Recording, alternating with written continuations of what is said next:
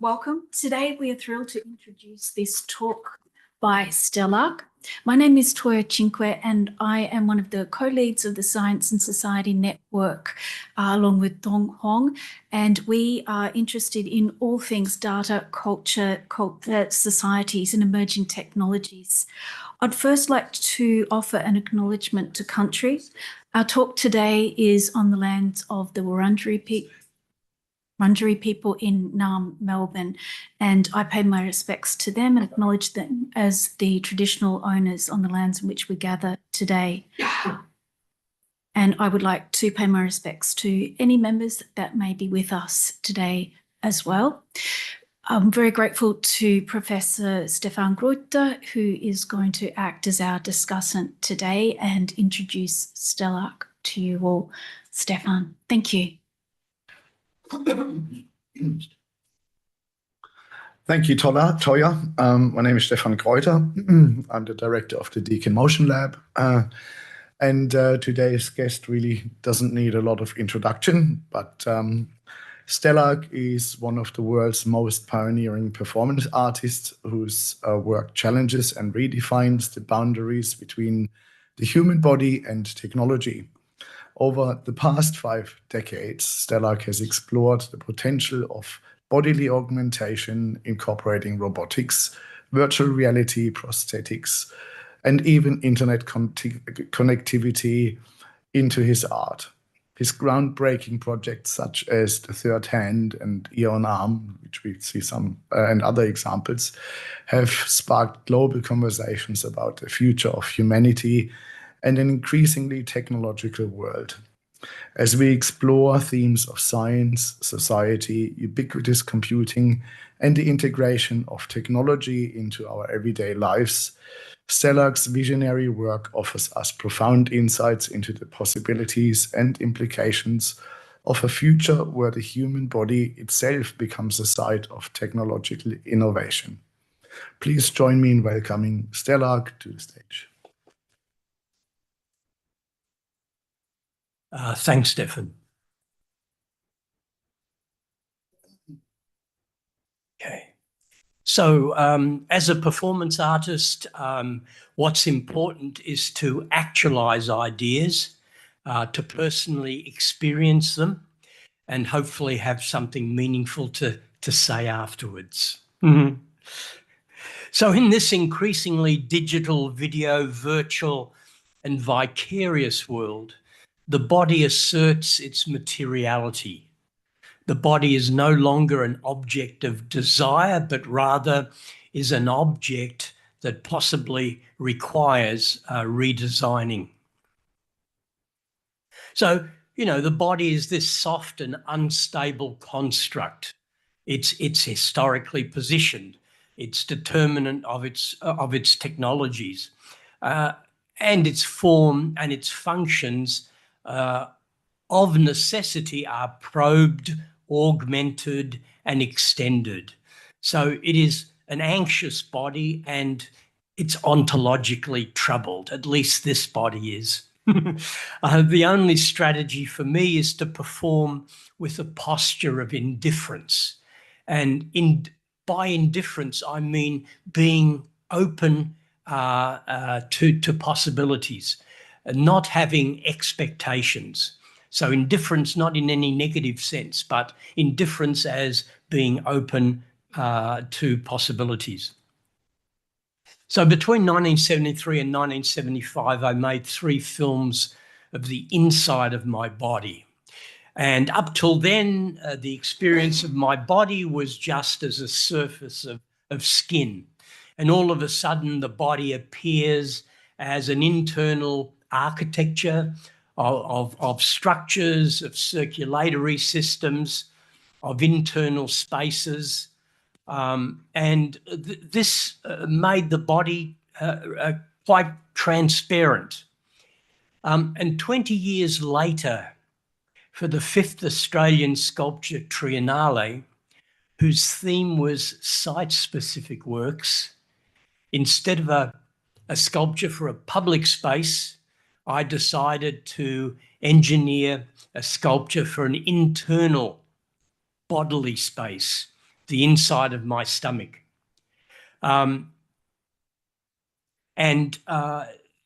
This is an image of the inside of my stomach, and the object that I'm holding is the stomach sculpture.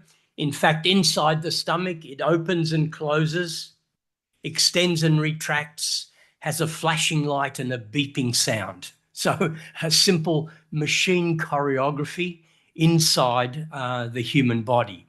So here the body is not seen as a site for the psyche nor for social inscription. The body becomes simply a site for a sculpture, an artwork inserted into an organ of the body.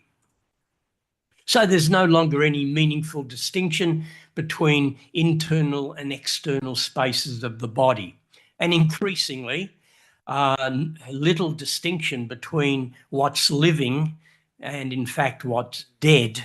And Nietzsche reminds us that the living are only a species of the dead. The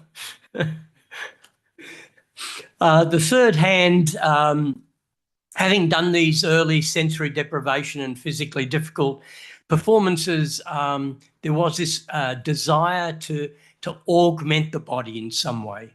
And the third hand was the first augmentation, pinch release, grasp release, 300-degree wrist rotation, clockwise and counterclockwise.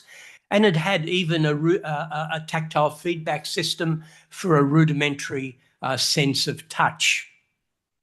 And at the time when it was completed in 1980, sophisticated enough to get invitations from the Jet Propulsion Lab in Pasadena and the Johnson Space Center in Houston to demonstrate the hand to the extravehicular activity group.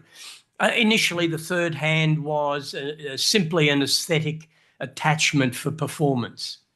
I really like Marshall McLuhan's notion that technology is the external organs of the body.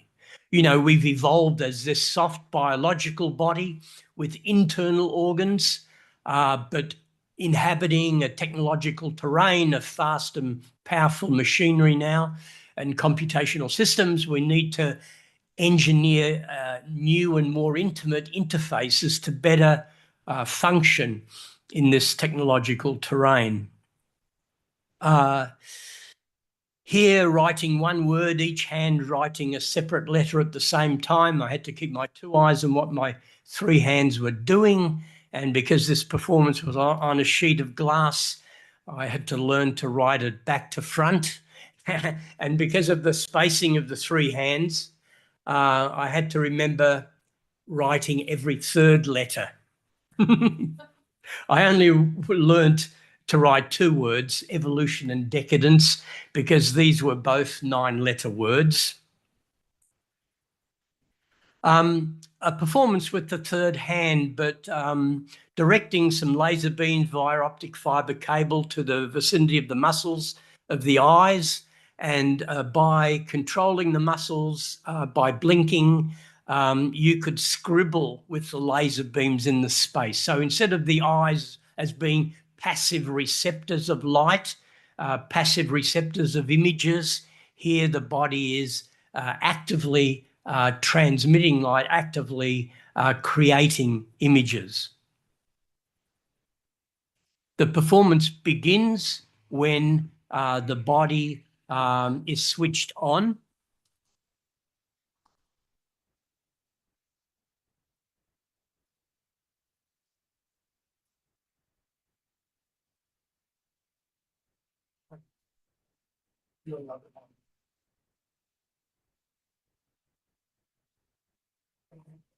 It doesn't do it.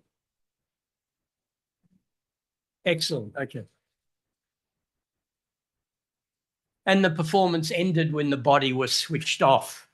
So at a time when the individual body can be threatened existentially by fatally being infected by biological viruses, what becomes apparent now is that the human species is confronted by the more pervasive, invasive, and ontological risk of infection by its digital entities and viral algorithms. And that's a good thing. The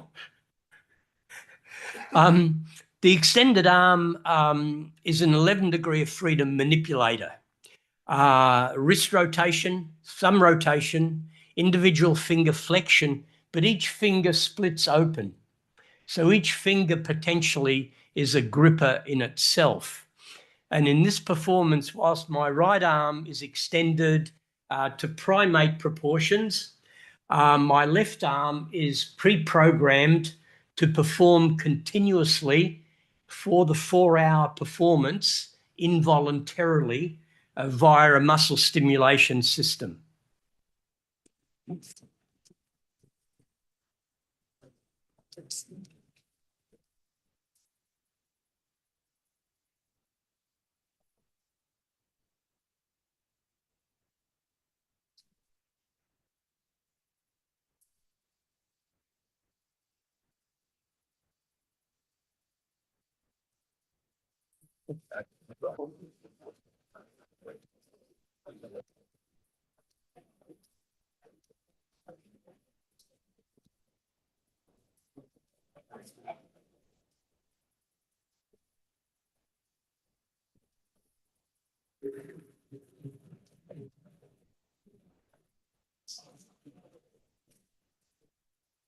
No, unfortunately, I can't mute the sound, so I either have to play the video with the sound or not.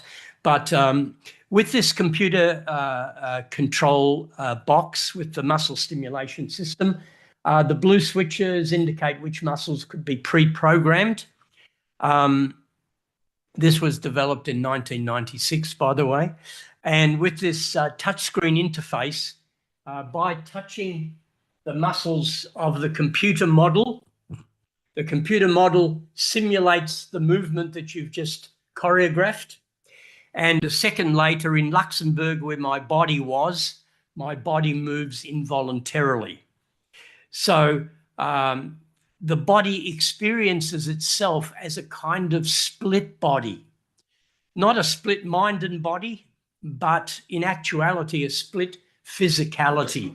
On the left side, voltage in, involuntary movements. On the right side, voltage out, controlling its third hand. So we now navigate from deep time to physical nanoscales to virtual non-places.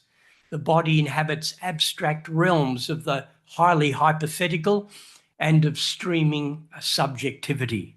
The body becomes a kind of hyperhuman that becomes less than the sum of its hyperlinks, but more than the sum of its attachments and implants.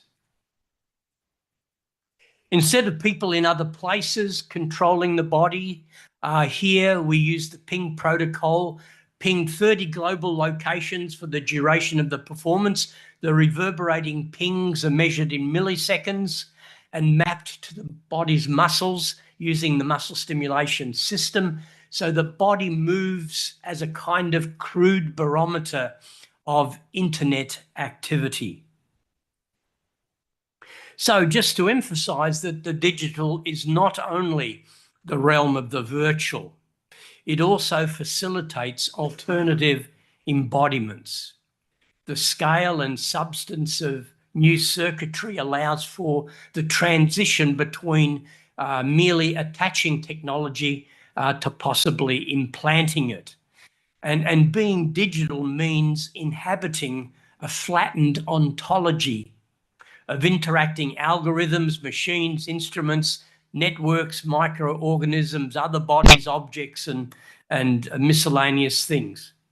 So the body is not privileged, but part of a complex interactive system.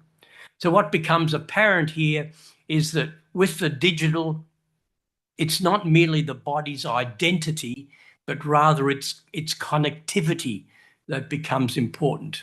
Not its mobility or location, but rather what's important is its interface. With Parasite, we customized a search engine to scan the net, select anatomical images from the web, These are displayed on my head-up device.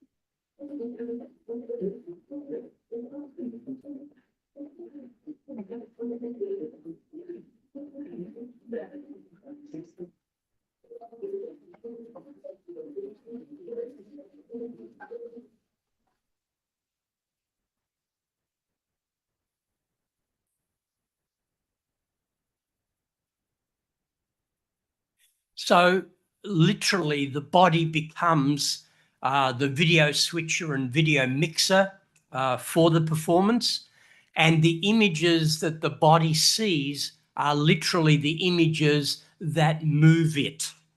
The images that are displayed, the anatomical images, are analysed for their complexity, and that determines how the muscle stimulation system, how that data is mapped via the muscle stimulation system to the body. So the body moves according to the images that it sees. So in these projects and performances, these online performances, presence now becomes problematic. Presence is now marked by a double absence, or perhaps absence is marked by a double presence. We're neither all here now nor all there all of the time, but partly here sometimes, partly somewhere else at other times. Movitar was an inverse motion capture system using an upper body exoskeleton. So we engineered an avatar imbued with genetic algorithms whose performance altered for the duration of an hour. So this avatar was able to access the upper part of my body and perform with it in the real world. A kind of inverse motion capture system and another split body experience, but this time my upper body is avatar actuated whilst my lower body is free to perform with its own agency. So extruded into non-places and task envelopes of virtuality, the body subjectively experiences itself as an extended system rather than an enclosed structure. The self seems to be situated beyond the skin and the body is emptied. But this emptiness is not through any lack, but rather it's the emptiness through the excess that's generated from its technological paraphernalia, its instrumentation and so on. So online, in fact, we experience ourselves as hollow bodies, as empty bodies, because our sense of self is extruded beyond our skin. I initiated this ambidextrous arm at Brunel University when I was there. In fact, we're now in Paris at the ICEA lab engineering a new ambidextrous arm. So imagine the fingers bend one way the thumb rotates, you have a left hand, a right hand, but the fingers can bend completely the other way. The thumb can rotate backwards.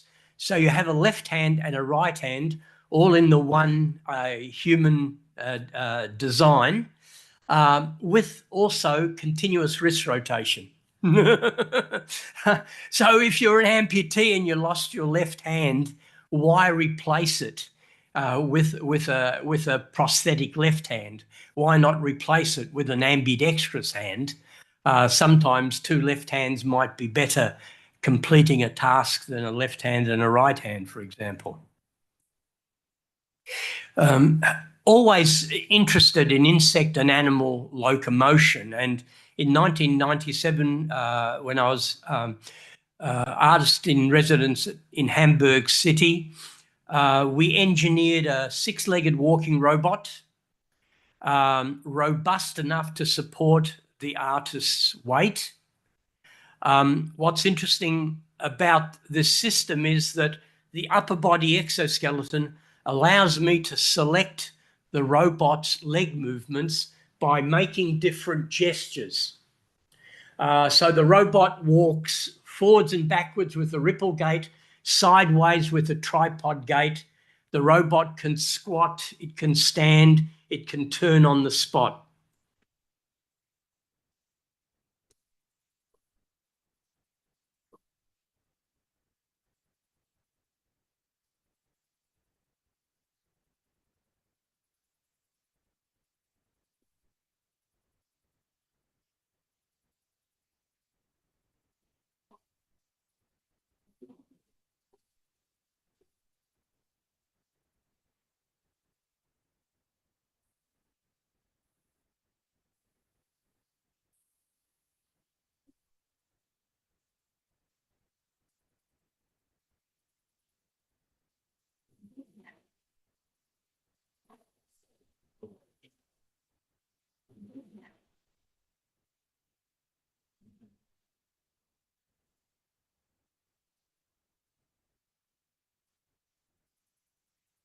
The exoskeleton robot was 3 meters in diameter. This other walking machine is 5 meters in diameter. 1, 2, 3, 4, 5 meters in diameter. It would pretty much fill the room. The way that this was actuated was with encoders on the leg joints, lifting one leg up, lifted 3 robot legs up and swung them forward. So in other words, by stepping up and down, the robot could walk, and because the robot is always on 3 legs, it's stable. So simply translating human bipedal gait into this 6-legged insect-like locomotion. So all of these projects and performances are about alternative anatomical architectures. You know, what's it like to perform with a 3rd hand, an extended arm, a 6-legged walking robot, for example?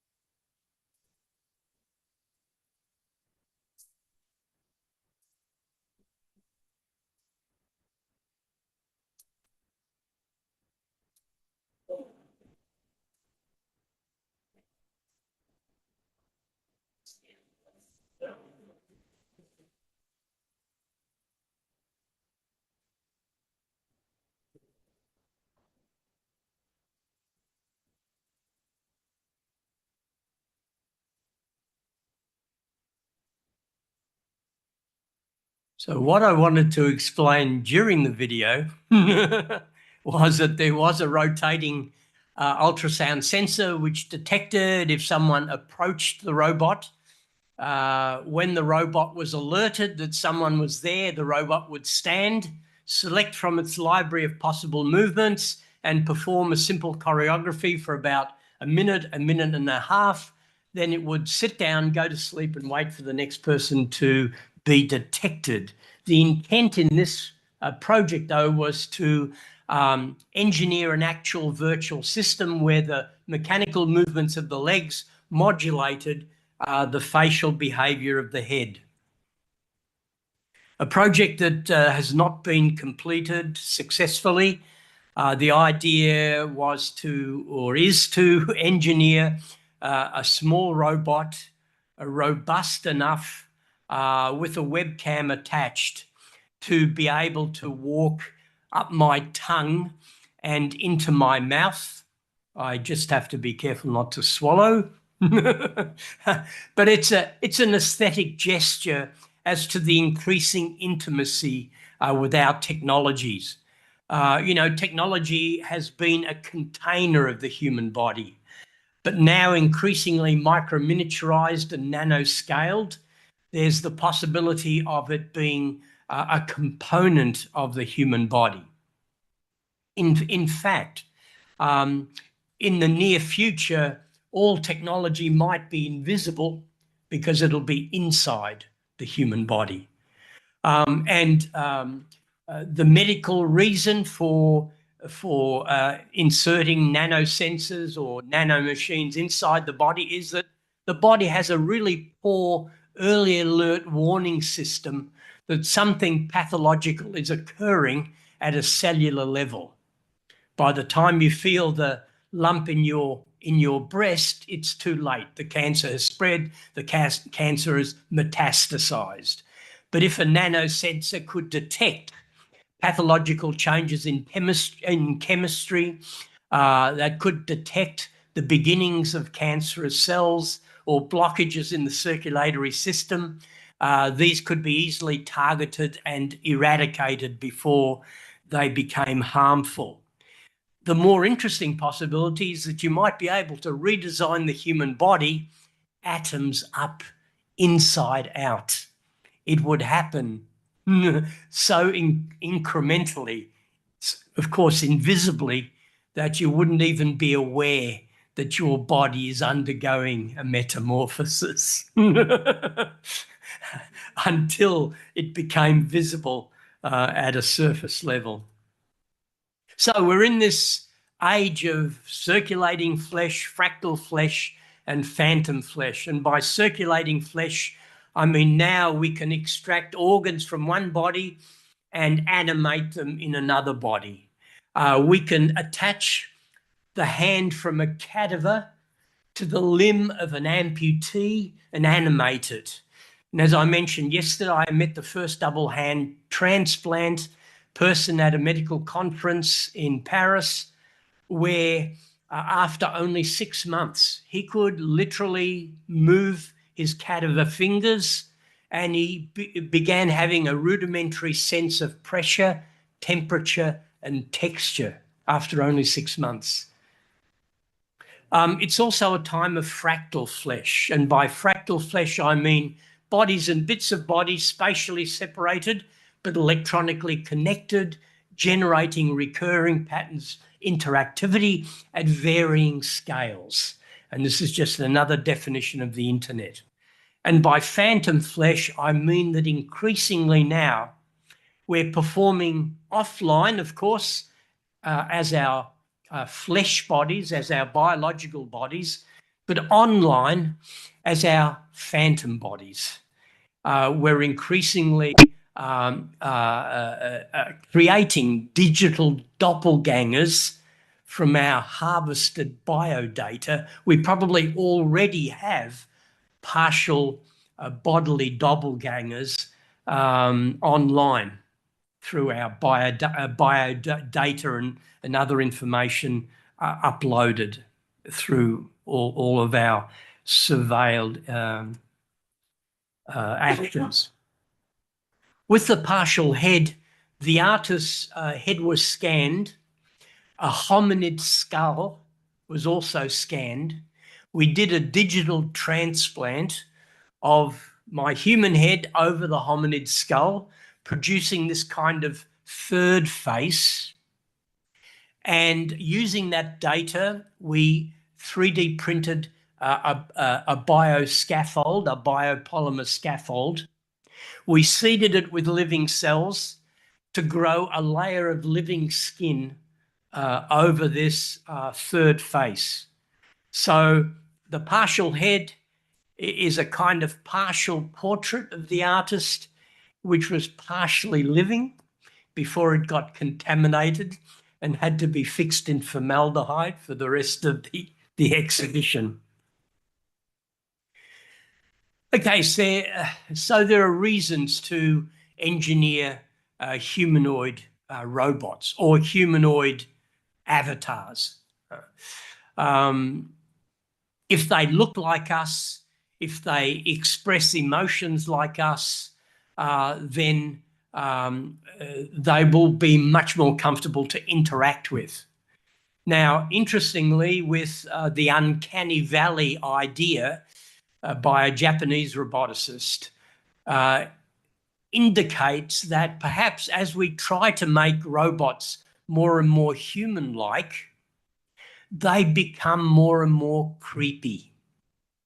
Now, is this a philosophical barrier or merely a state-of-the-art problem? I think it's just merely a state-of-the-art problem.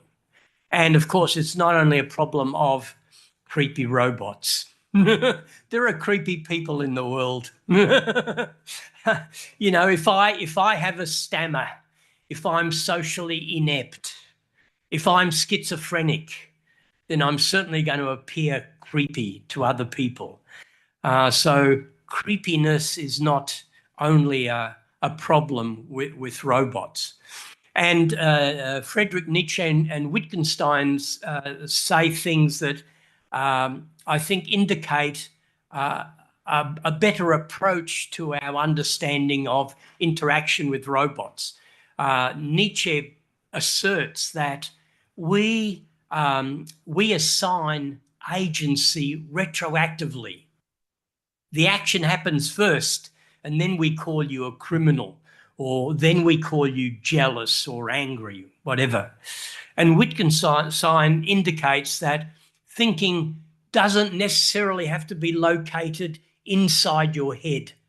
That's a simplistic social and individual construct that's convenient, but not necessarily correct.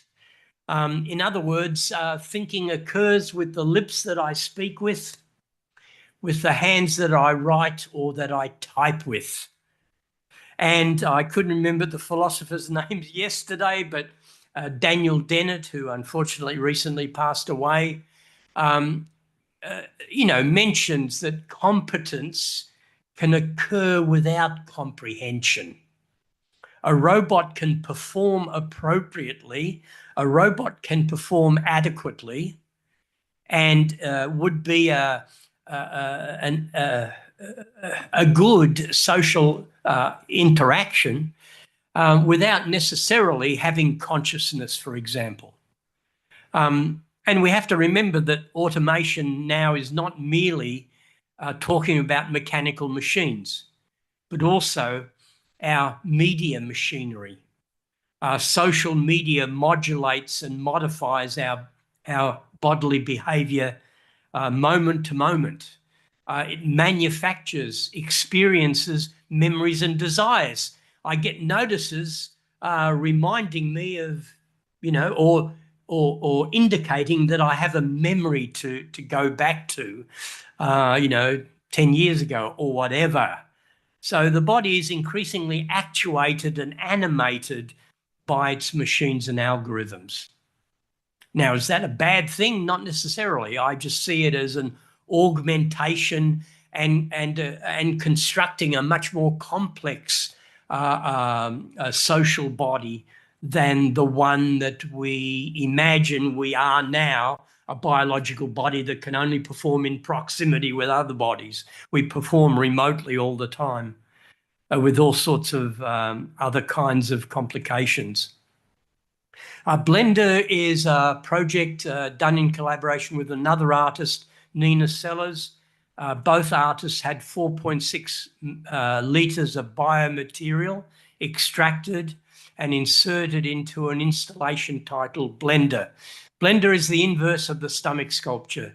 Instead of a machine choreography inside a soft human body, here a machine installation becomes the host for a liquid body composed of biomaterial from two artists' bodies. And if you got close to the installation, the proximity sensors would trigger the blender blades to mix the biomaterial and also produce a whirring sound, a loud whirring sound of the blender blades. I just like to introduce these things, but if we can engineer an artificial womb, and we're already doing that with animals, by the way, and bring to bear a healthy child, then life would not begin with a biological birth. And if we can replace malfunctioning parts of the body with stem cell grown organs, 3D bioprinted parts, and artificial organs, then we need not die a biological death.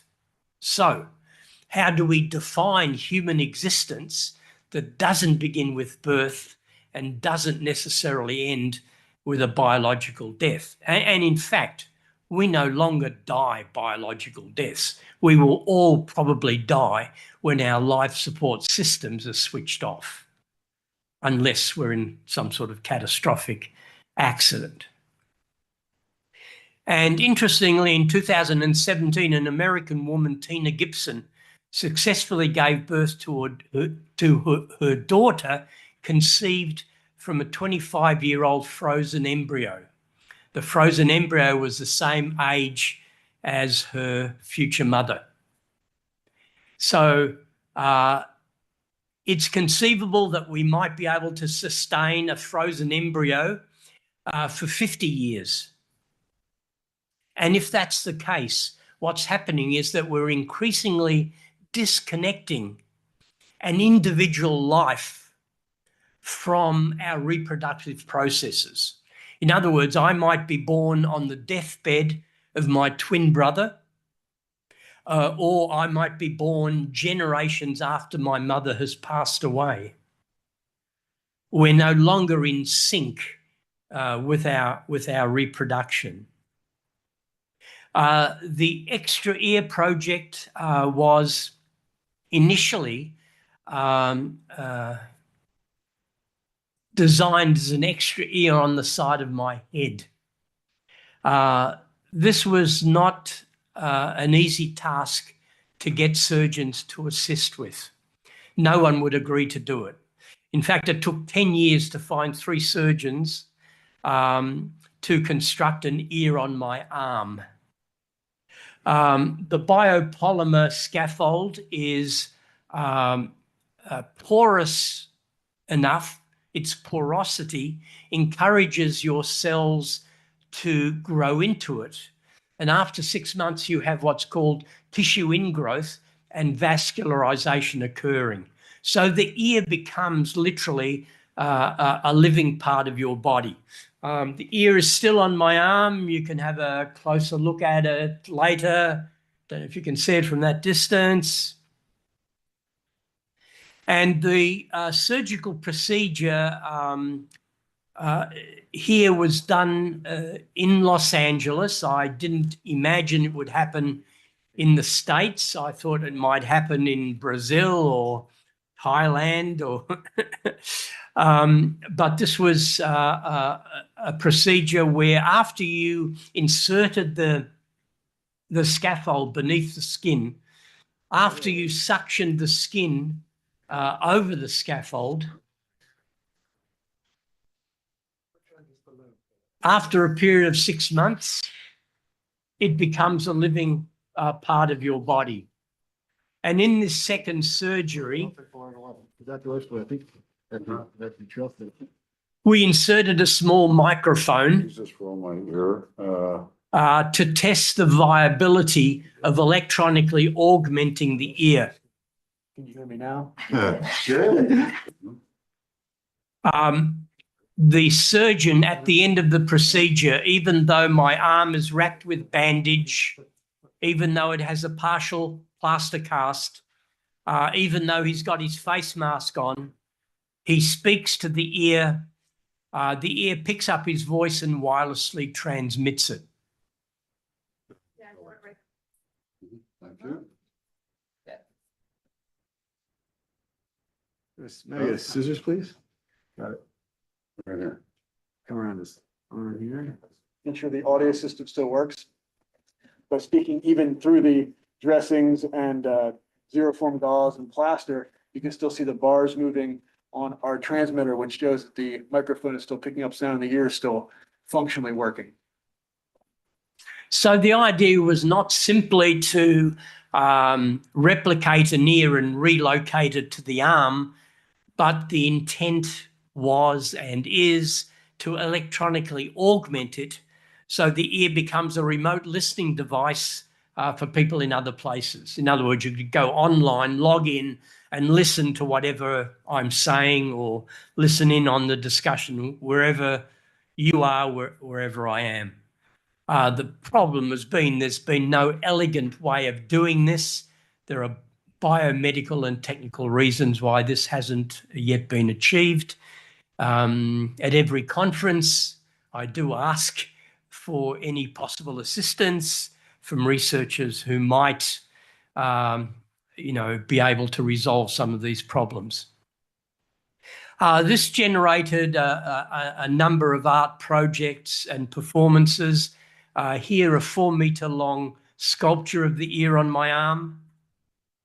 Lying on the sculpture, my body covered in white clay to make me visually connected with the sculpture. But whilst I was lying on the sculpture, I thought it might be an interesting idea to be suspended above the sculpture.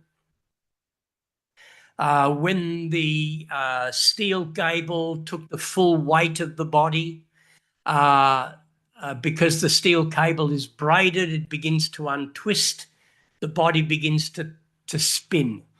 I knew this from previous performances. I thought the body might spin for 5 minutes. It spun for 15 minutes. So this performance began when the body was hoisted off the sculpture and ended when the body was lowered down.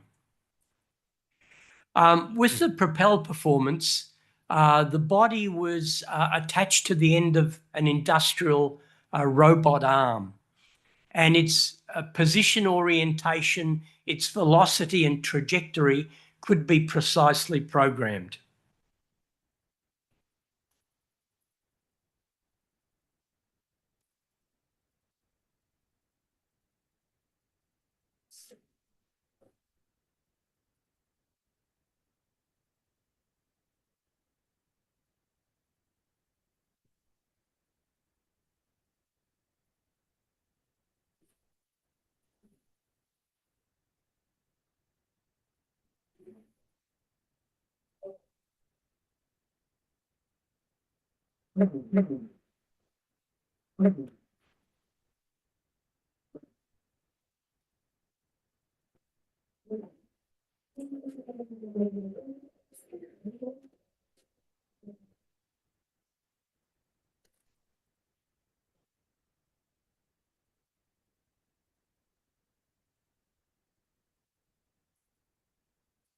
And when the performance was over with the body, it was replaced with a large sculpture of the artist's ear.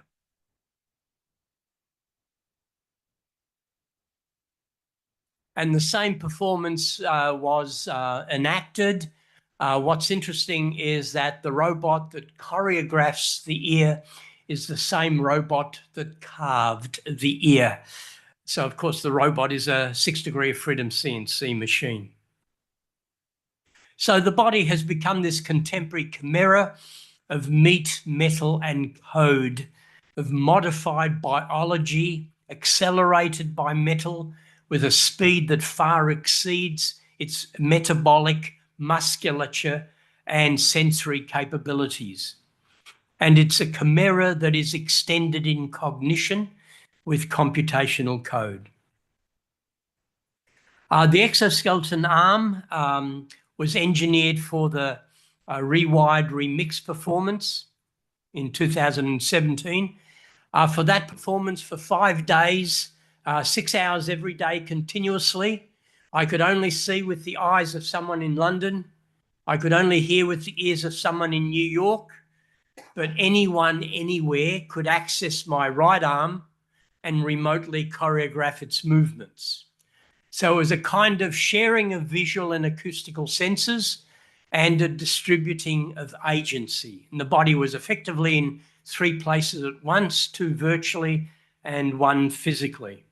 The performance that I'll show is only 4 days, 5 hours a day continuously due to the programming of the festival. But it's an iteration that featured a live streaming between 3 cities. Morgen insbesondere im Süden sind es dann halt 14 bis 18 Grad. Damit I didn't know what I was going to see. I didn't know what I was going to hear. And I didn't know when someone would activate my arm. Oh, that's the problem. I have to restart really. morgen insbesondere im Süden sind es dann halt 14 bis 18 Grad. Damit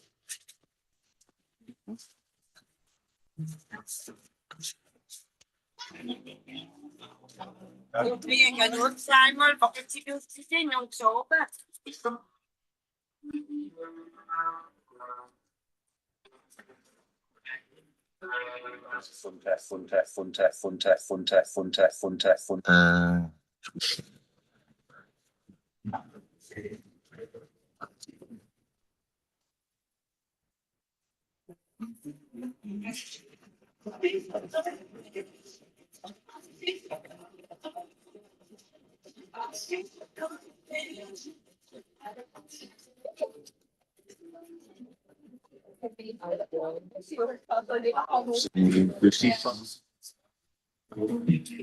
Speak, I know just what you're saying.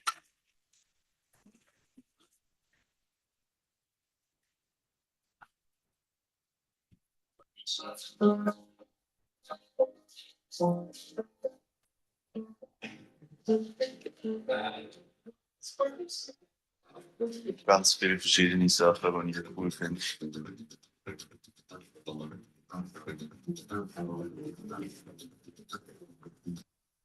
I wanted to do this in 360, but we didn't have enough bandwidth at the time at the Perth Institute of Contemporary Art.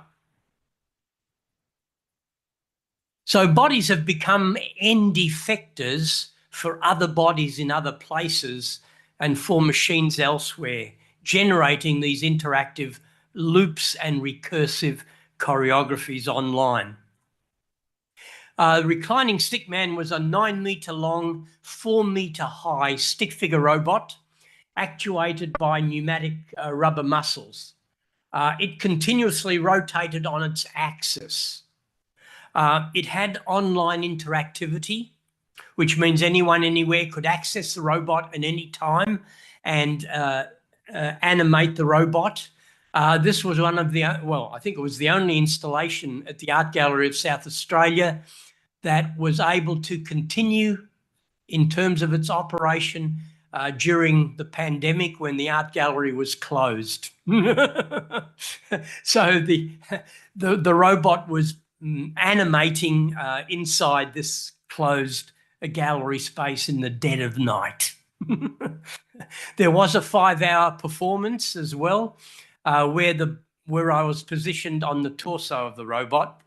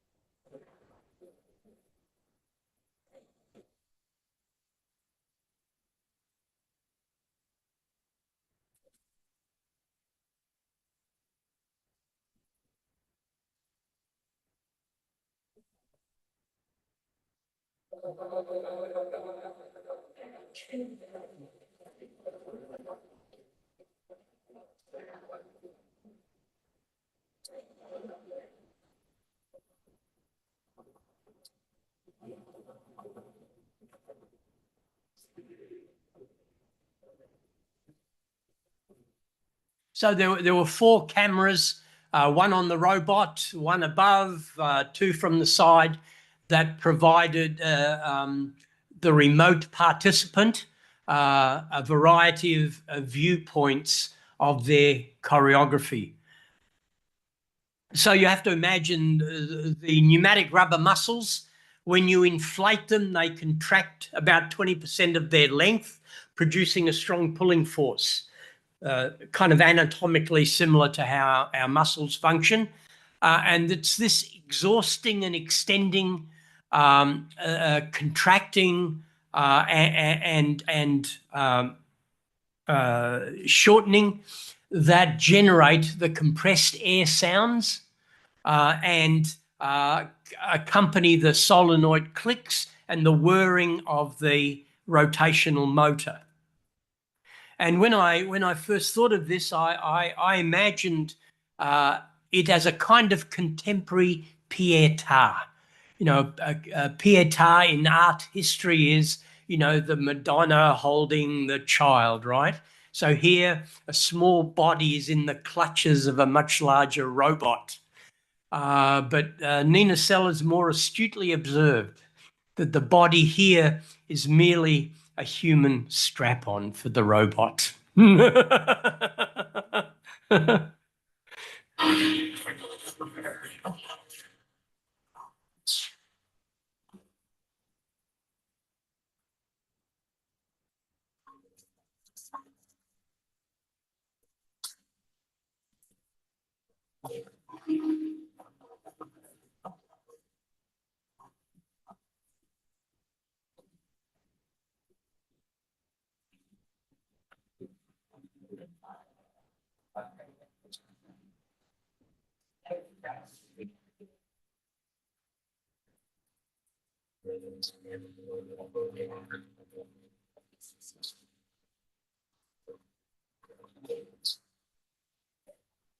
This was a 5-hour continuous performance.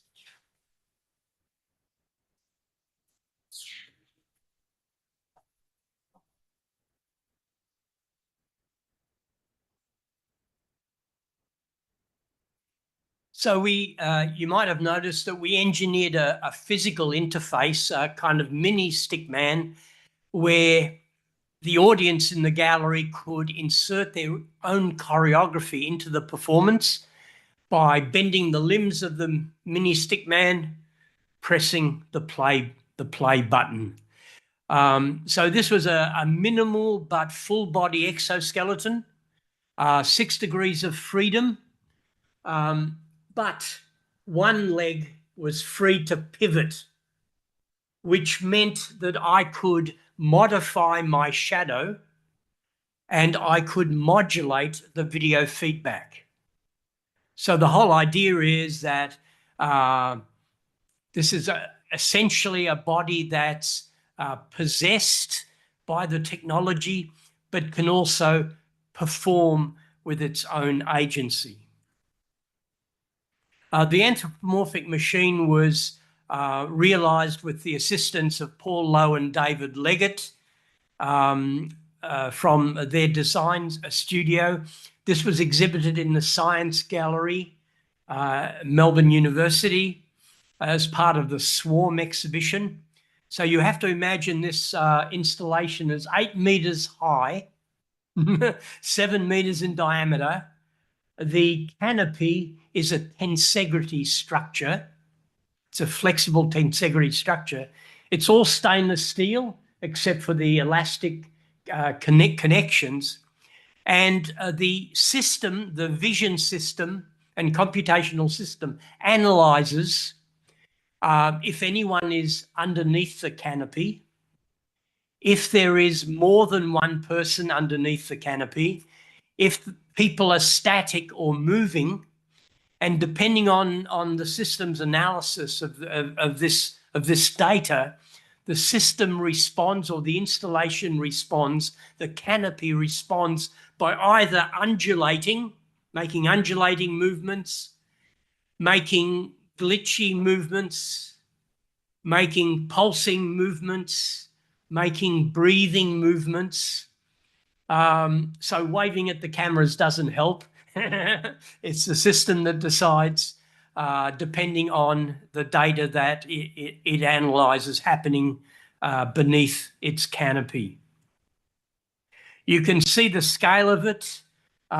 This is the circular valve configuration is what is contained in the acrylic cylindrical box underneath the central part of the installation.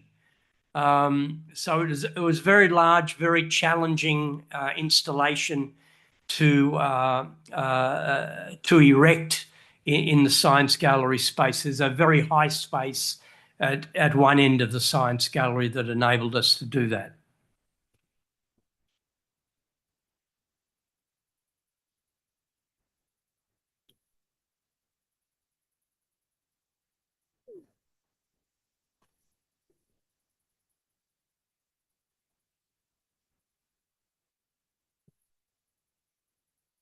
A performance in Japan earlier this year.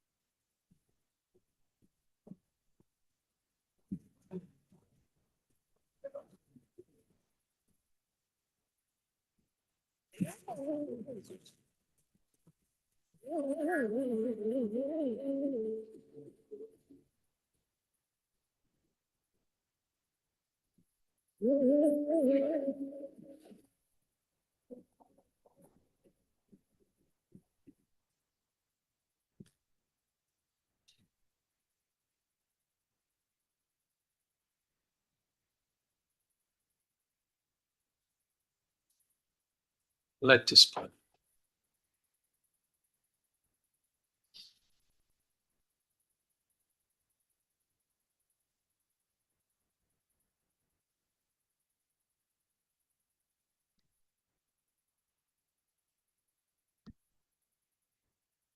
Okay, so this was a live improvised performance, and it's an interactive system developed at the KO Media Design Lab.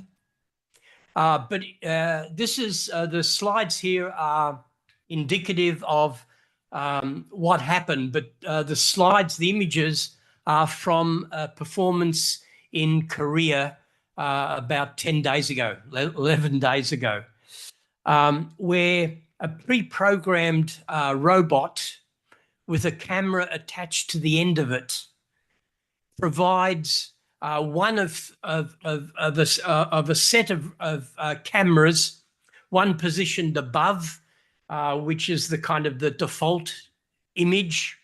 One camera is looking at the robot. One camera is looking at the whole performance.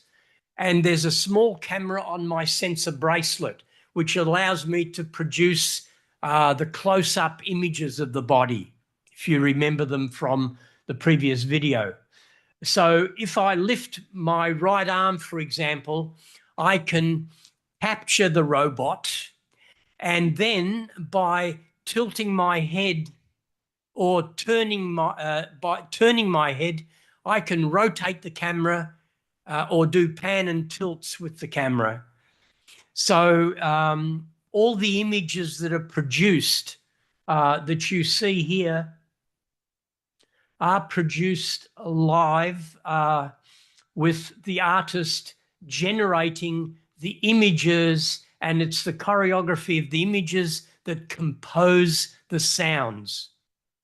The sensor bracelets have sound chips and accelerometers, which means that if I move my arms in certain ways, fingers and hand, I can modulate the pitch and tone of the sound. So, for example, wee, wee, wee, wee, stuff like that, right? And that's sort of done as part of the kind of live performance. And you might have also noticed some biosignals amplified. So my heartbeat was amplified, which I can turn on and off with a switch. And also muscle signals. So, and when you might not have noticed that the 3D printed headset had some four small LEDs, and they were pulsating to the heartbeat. And if I tensed my muscles, the lights would become much brighter. They would flare brighter, effectively whitewashing my face, erasing my face visually. So that was the performance, which was an iteration of the Tokyo performance done recently in Korea.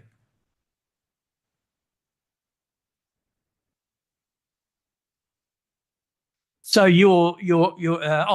and the interesting thing about the Korean performance was you could project on all the walls. We could have projected on the floor as well, but it didn't kind of suit this particular performance. But it meant that the audience was visually immersed as well as acoustically surrounded. And what I like to always finish up with, or I have been finishing up with, the twin turbine heart, first inserted into the chest of a terminally ill patient in 2011. And what's interesting about this, as well as it being more robust, more reliable, smaller than previous artificial hearts, was that it circulates the blood continuously without pulsing. So in the near future, you might rest your head on your loved one's chest. They're sighing, they're speaking, they're certainly alive. They have no heartbeat. So what's happening here? The dead, the brain dead, the partially living, the yet to be born, the cryogenically preserved, the prosthetically augmented, the plastinated bodies, synthetic life and artificial life all now share a material and proximal existence. The body individually achieves planetary escape velocity, but the human can no longer achieve escape velocity from its machinic and digital realm. In other words, what it means to be human is perhaps not to remain human at all. And what I think artists do best is that they generate contingent and contestable futures. Nothing is of necessity in art. Everything is of contingency. And of course, we have to remember that a future is not a future if it is not of the unexpected. If you can predict it, it's not going to be the future. There are going to be too many unexpected innovations, new ideas that are generated that will make the future very different from what we can ever imagine now. So thank you very much. And listen to the videos.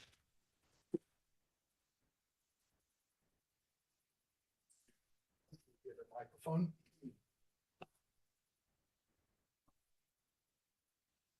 So there's a bit of a discussion now and some questions. One, two. Okay. Thank you so much for this amazing presentation and the overview of all of your work.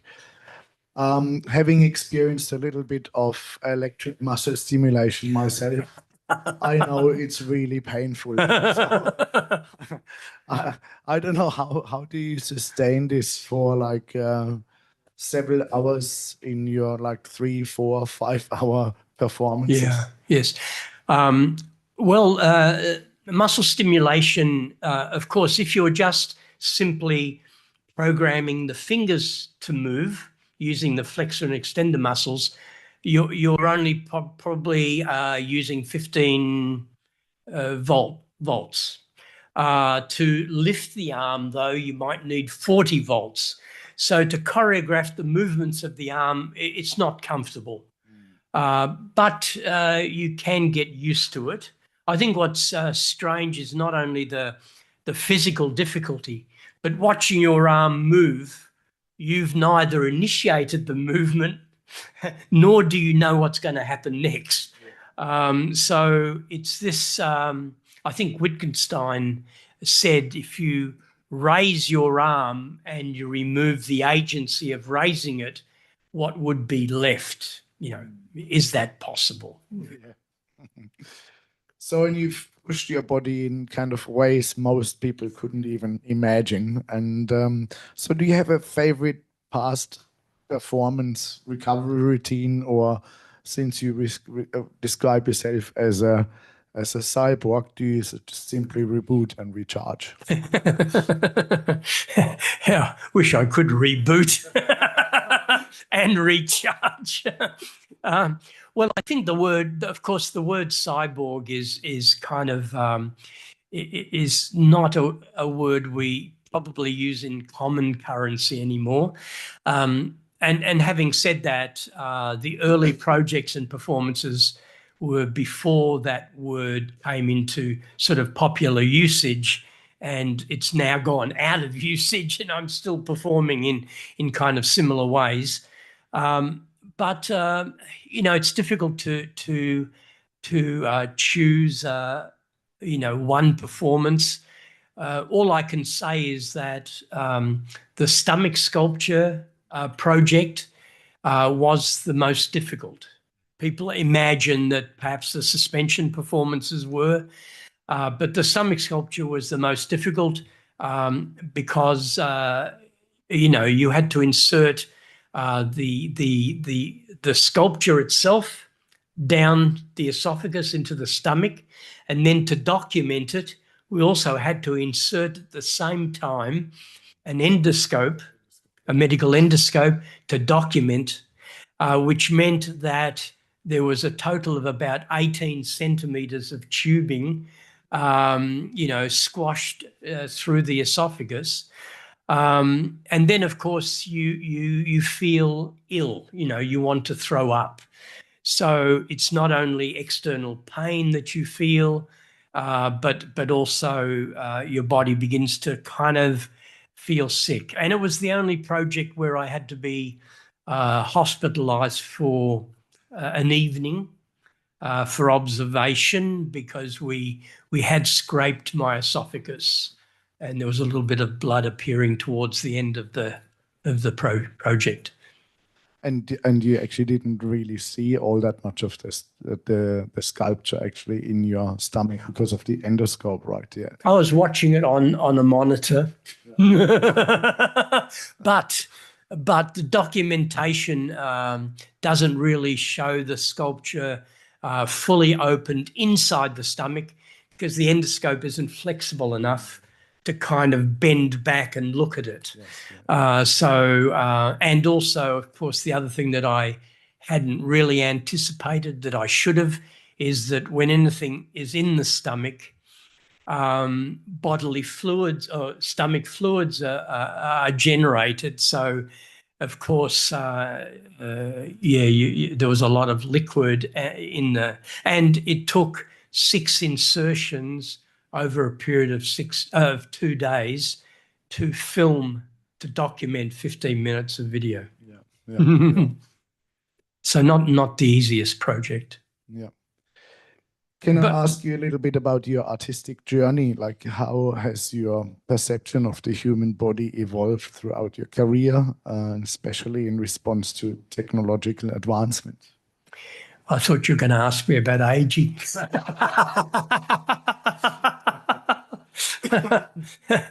Oh, well, I mean, what's interesting, of course, is that I've been through that transition from being fully wired to fully wireless. So you can do things now untethered, and you can do things more easily online than you used to. And of course, you can manipulate images and video in ways that you couldn't before. And also, of course, produce images simply by text prompts. And with large language models, I didn't show my prosthetic head. I was going to make this presentation a little different from yesterday's, but my prosthetic head was an embodied conversational agent. And initially it was projected as a 5-meter high head on a screen. And it had a conversational strategy. Effectively, it was a chat bot. So you could interrogate the head and it would speak an answer. And sometimes its answers sounded rather smart, and sometimes its answers were rather stupid, kind of like the artist. But I always asserted that the head was only as intelligent as the person who was interrogating it. So I blamed the person if the head gave an unintelligent response. But that project was interesting because it was the first project where I used language in an installation.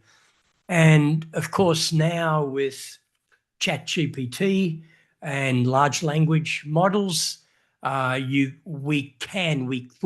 are making the head much more effective in its responses, and also not depending on its local database in the laptop. It can seek a response from data anywhere on the internet. So there have been lots of changes, but what hasn't really changed with me is that there hasn't been a kind of a linear progression from the kind of physical to the technical to the virtual. I've always been oscillating between bodily concerns, technological augmentation, and then virtual interactivity online. So with me, it's been an oscillation of those concerns all along, rather than a kind of linear progression from the physical to the technical to the virtual. Yeah. And has there been any kind of defining moment when you became a performance artist that set you on this path to explore this intersection between technology and the human body? I don't know whether there was a defining moment. I mean, I guess going way back to, when I first began performance was when I discovered I was a bad painter in art school. That's not a flippant response. But, having done a series of sensory deprivation performances and then a series of bodily suspensions, the realization was really that the body was inadequate. It was vulnerable. Here you have a biological body that has to constantly gulp air to survive. Its heart has to beat millions and millions of times continuously to sustain it in its lifetime. If I lose 10% of my body fluids, I'm dead. So I can't exist in extreme cold or extreme heat, or off this biosphere in radiation levels that are not non-life supporting for us. So this body is very vulnerable, very susceptible to viruses and bacteria we can't even see. So we have a very small window of existence. Our longevity, I mean, you know, we take 50 or 60 years to wise up to ourselves. And then we quickly deteriorate and die. It's a problem if you're already in your 70s. So, yeah, there was this realization, and it was really then that there was a desire to augment the body, to go beyond, you know, its simple 5 senses or its 1,400 cubic centimeter brain. So how can the body perform with greater speed, with greater precision, and so on? And of course, we've always done that, outsourcing to our instruments and our machines. And can you tell us a little bit more about your creative process? Like, how do you actually come up with these amazing projects? Yeah. I think, I mean, it's difficult to say that there's a particular methodology. I mean, you do something and that generates an unexpected idea, or it generates an unexpected experience, which you then want to re-perform. You want to generate an iteration, not an iteration in the mathematical sense of finding a better solution, but rather an iteration in the sense of doing something that leads to an unexpected outcome. So as long as each performance is somewhat surprising and that generates, I mean, these ideas that I've spoken about today are primarily ideas that have come from the projects and performances. On the other hand, I also read a lot, and undeniably there must be a feedback loop. But art is not about illustrating ideas. It might generate ideas. Art is more about experiences and affect rather than accumulating information in a scientific kind of focus methodology. Talking about unexpected moments, have you ever had a moment where the technology didn't cooperate during a performance and you thought, oh, well, I guess I'm stuck in this now? Well, we blew a fuse in one performance, which meant everything, the light switched off, the sound cut out, and I was left there sweating with wired up and so on. Sometimes my body gives up. In one suspension performance, I fainted. And of course, you get sometimes very fatigued after a 6-hour performance in Auckland, where my body was involuntarily performing with muscle stimulation. I did not do any exercises afterwards. And during the evening, I woke up, my whole body was cramped. And I mean, you know how scary when just one leg cramps or one arm cramps, but my whole body began to cramp up, and it was really difficult to get over that moment.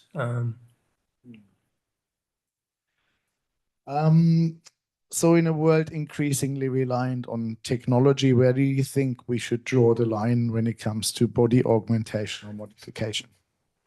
Yeah, I don't think we necessarily should think of creating sort of boundaries, whether ethical or biomedical or technological.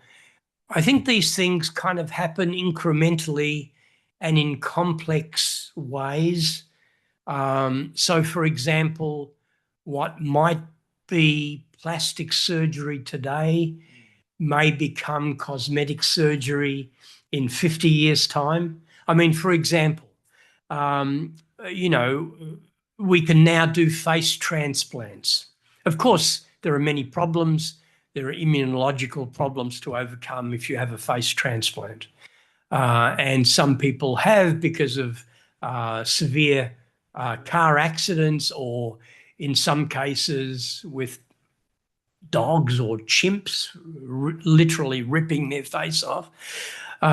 So face transplants are possible for, you know, the survival of the patient. But in 50, 60 years' time, face transplants might be the equivalent of a facelift these days. So these things are going to happen incrementally. There's no big brother control over any one trajectory of technological development. I mean, of course, we're scared now with artificial intelligence.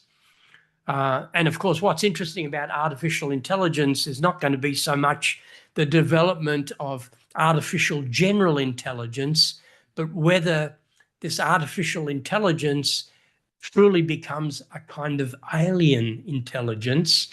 And by alien, I mean that AI is going to have so much more access to information archives, is going to be able to function at such greater speeds that perhaps, you know, humans are not going to be able to keep up with it.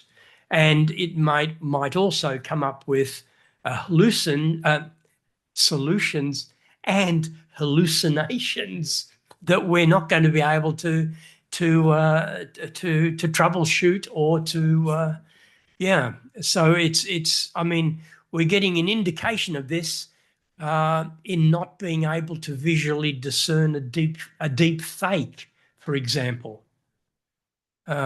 So it's going to be meaningless, perhaps, to distinguish between what's real and what's fake. I mean, that's a banal question to ask, but it becomes more meaningful these days.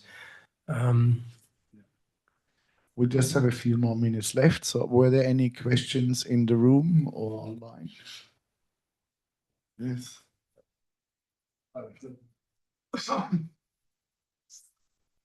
Hi. Thank you very much for your presentation. Amazing work. Thank you. I was wondering what happens or what is left, no, with the artist's body and experience in two moments, particularly before meeting the technology in order to perform, and after. Yes. Particularly in works like Rewired that are so immersive and for so long. I also work with electrical muscle stimulation, and when I know that I have to use it, I'm like, oh, okay, today's the day, I will put this up. You know, because you know that you will put your body into stress. Yes. And afterwards, even in a treadmill, when I walk 5 minutes after when I leave, I feel that I walk too fast. So what happens in these two moments, before meeting the technology and afterwards, when you kind of come back to reality or you detach from this technology? I kind of, it's an interesting question. And of course, different people will have different subjective experiences or physiological experiences. I like to think that I'm the same before, during, and after. Nothing much changes. The way that I perform is, as I alluded, with a posture of indifference, being open to possibilities, not having expectations that create any closure. You know, keeping the experience happening and unfolding in its own time with its own rhythm.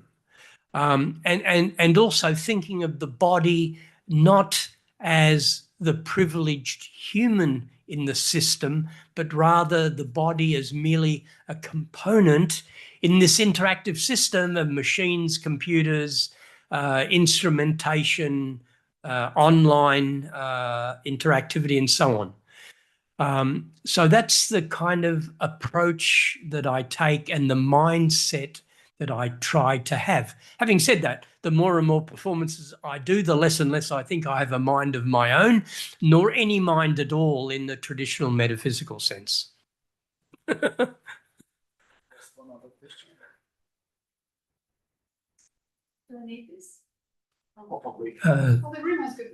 Hello. Yes. I'm just curious about the role of endurance in your whole career.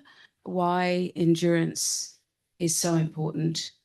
Because if you're dancing or learning dance steps, you know, there's repetition and endurance. Yes. And both of them produce almost unconscious movements, like the body knows what it's doing after a while, like walking, you know. Yes. It just becomes its own thing. So I'm just wondering, well, there's two questions. Over the period of time that you've been doing this, is your body discovering or learning new patterns of movement? Like you went into cramps after, but which kind of speaks to the body kind of rejecting that sort of maybe the endurance, the length of time or whatever, or the kinds of movements? Yeah, for that question, cramping indicates that this was a performance that wasn't trained, that didn't, in other words, I'm not a dancer that kind of trains and performs and learns certain muscular skills and stuff like that.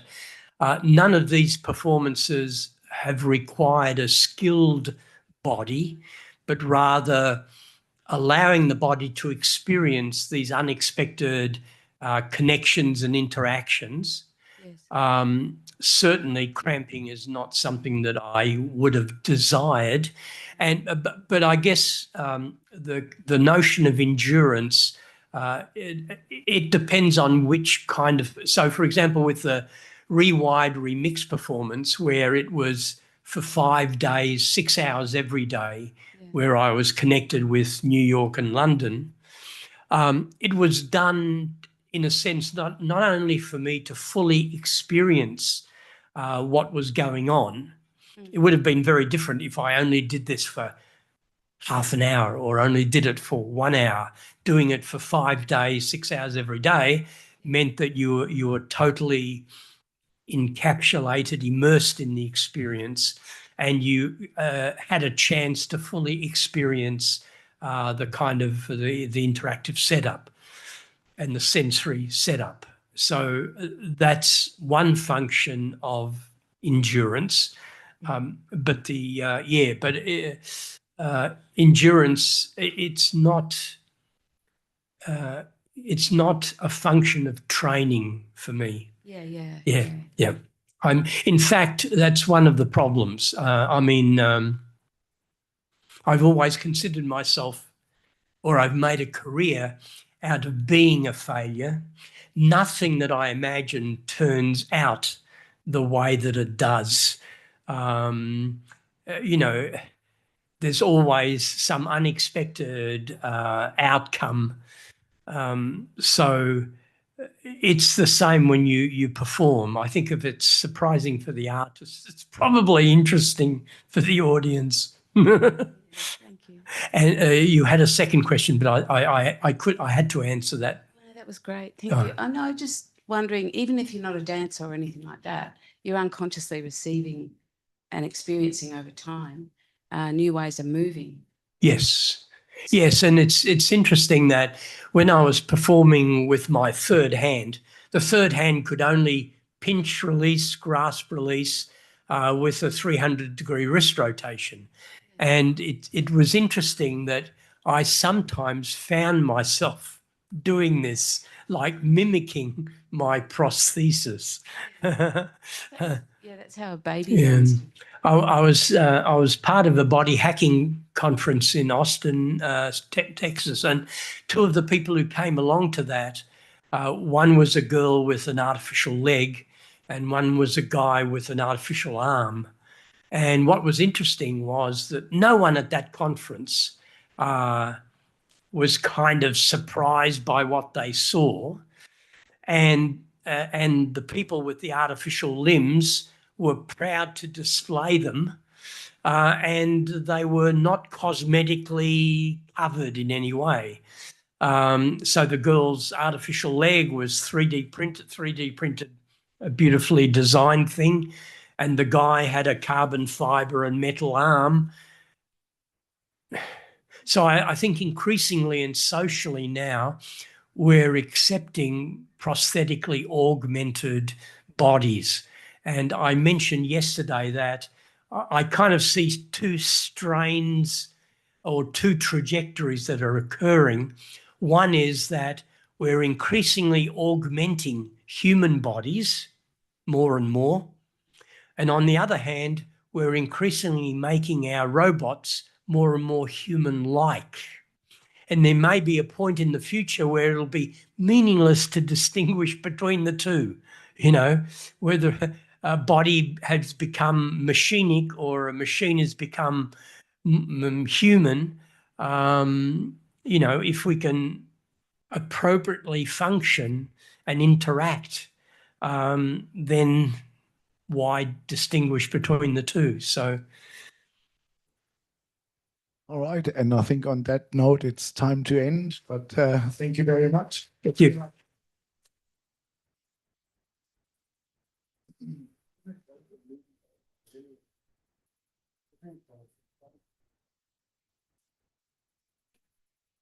Thanks very much. Thank you so much. Yeah. It was really fantastic. I think the questions did add to it, you know, because